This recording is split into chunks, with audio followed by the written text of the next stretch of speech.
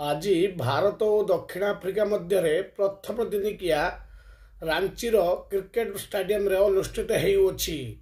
एही मैच रे भारत प्रथम बैटिंग करी निर्धारित 50 ओवर रे दक्षिण आफ्रिका विपक्ष रे 349 रन स्कोर धार्य करिछि।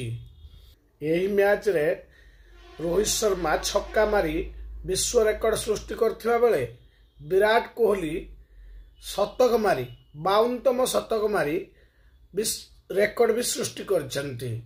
भारत प्रथम बैटिंग आरंभ करी प्रथमे जसवाल को विकेट हरैथिबा बेले रोहित शर्मा और विराट कोहली को जोड़ी पड़िया रे धमाल मचैथिले। रोहित शर्मा अर्धशतकीय इनिंग्स खेलिथिबा बेले विराट कोहली आजिर मैच रे 52तम शतक हासिल करिछन्ति। शेष में भारतीय दल निर्धारित 50 ओवर रे दक्षिण आफ्रिका सामने 349 विशालकाय स्कोर छिड़ा करिछि। जवाब रे दक्षिण आफ्रिका दल द्वितीय ओवर रे 2टी विकेट हरैतिला। हर्षित राणा ओवर रे